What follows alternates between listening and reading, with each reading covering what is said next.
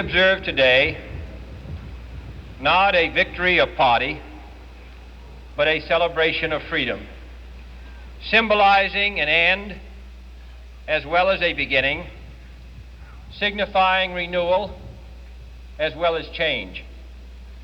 For I have sworn before you and Almighty God the same solemn oath our forebears prescribed nearly a century and 3/4 ago. The world is very different now, for man holds in his mortal hands the power to abolish all forms of human poverty and all forms of human life. And yet the same revolutionary beliefs for which our forebears fought are still at issue around the globe. The belief that the rights of man come not from the generosity of the state, but from the hand of God. We dare not forget today that we are the heirs of that first revolution. Let the word go forth from this time and place to friend and foe alike that the torch has been passed to a new generation of Americans born in this century, tempered by war, disciplined by a hard and bitter peace, proud of our ancient heritage, and unwilling to witness or permit the slow undoing of those human rights to which this nation has always been committed and to which we are committed today at home and around the world.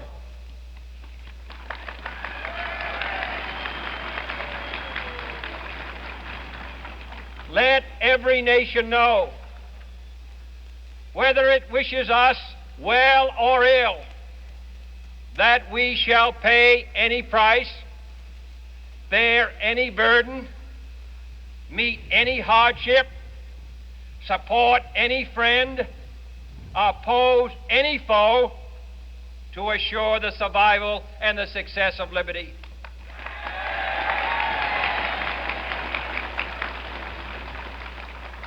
This much we pledge and more. To those old allies whose cultural and spiritual origins we share, we pledge the loyalty of faithful friends. United, there is little we cannot do in a host of cooperative ventures. Divided, there is little we can do, for we dare not meet a powerful challenge at odds and split asunder. To those new states whom we welcome to the ranks of the free, we pledge our word that one form of colonial control shall not have passed away merely to be replaced by a far more iron tyranny. We shall not always expect to find them supporting our view, but we shall always hope to find them strongly supporting their own freedom, and to remember that in the past, those who foolishly sought power by riding the back of the tiger ended up inside.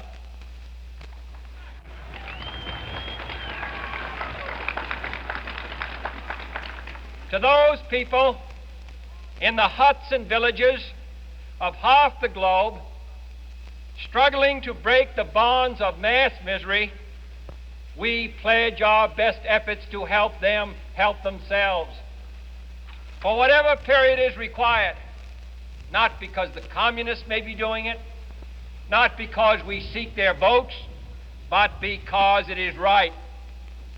If a free society cannot help the many who are poor, it cannot save the few who are rich.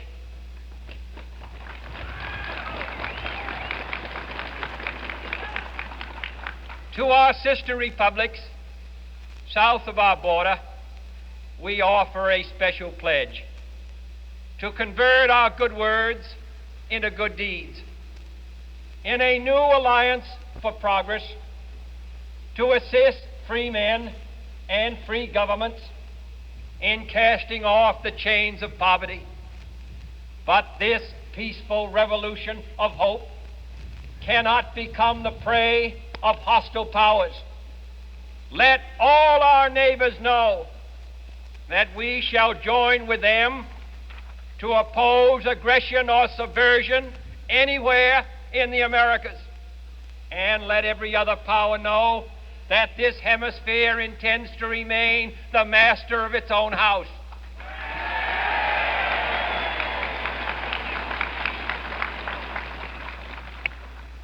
To that World Assembly of Sovereign States, the United Nations, our last best hope, in an age where the instruments of war have far outpaced the instruments of peace, we renew our pledge of support to prevent it from becoming merely a forum for invective, to strengthen its shield of the new and the weak, and to enlarge the area in which its writ may run. Finally, to those nations who would make themselves our adversary, we offer not a pledge, but a request that both sides begin anew the quest for peace.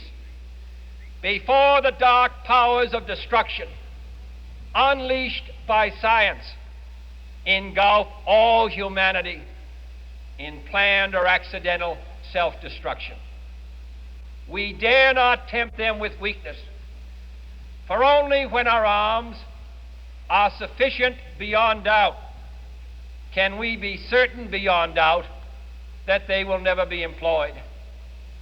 But neither can two great and powerful groups of nations take comfort from our present course, both sides overburdened by the cost of modern weapons, both rightly alarmed by the steady spread of the deadly atom, yet both racing to alter that uncertain balance of terror that stays the hand of mankind's final war.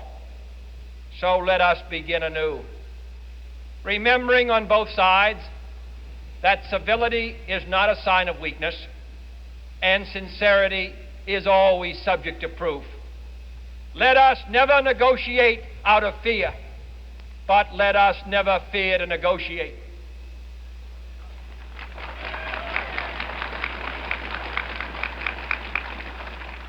Let both sides explore what problems unite us, instead of belaboring those problems which divide us.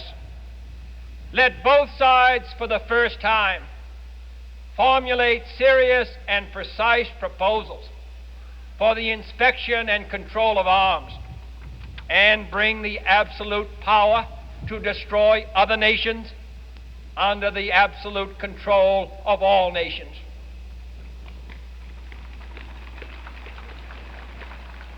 Let both sides seek to invoke the wonders of science instead of its terrors.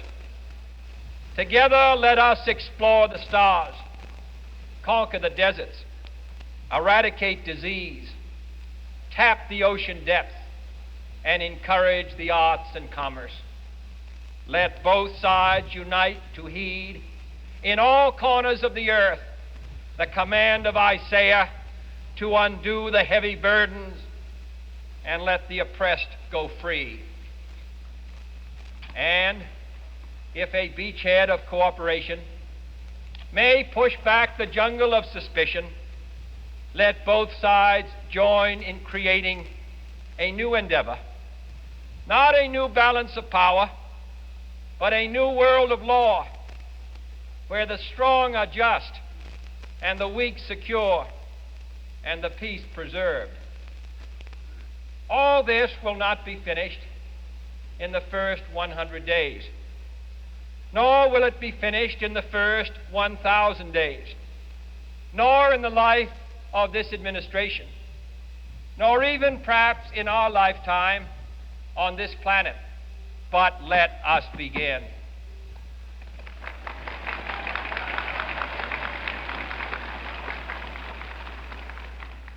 In your hands, my fellow citizens, more than mine, will rest the final success or failure of our course. Since this country was founded, each generation of Americans has been summoned to give testimony to its national loyalty. The graves of young Americans who answered the call to service surround the globe. Now the trumpet summons us again, not as a call to bear arms, though arms we need, not as a call to battle, though in battle we are, but a call to bear the burden of a long twilight struggle, year in and year out, rejoicing in hope, patient in tribulation, a struggle against the common enemies of man, tyranny, poverty, disease, and war itself. Can we forge against these enemies a grand and global alliance, north and south, east and west, that can assure a more fruitful life for all mankind?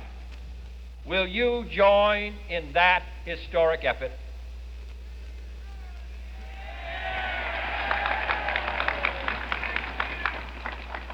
In the long history of the world, only a few generations have been granted the role of defending freedom in its hour of maximum danger.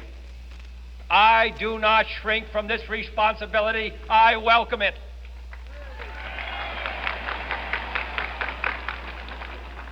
I do not believe that any of us would exchange places with any other people or any other generation. The energy, the faith, the devotion which we bring to this endeavor will light our country and all who serve it. And the glow from that fire can truly light the world. And so, my fellow Americans, ask not what your country can do for you. Ask what you can do for your country.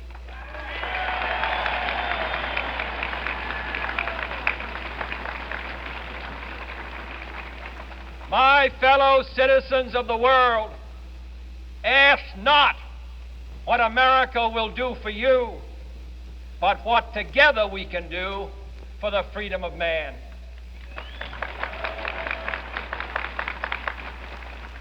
Finally, whether you are citizens of America or citizens of the world, ask of us here the same high standards of strength and sacrifice which we ask of you. With a good conscience, our only sure reward, with history the final judge of our deeds, let us go forth to lead the land we love, asking His blessing and His help, but knowing that here on earth God's work must truly be our own.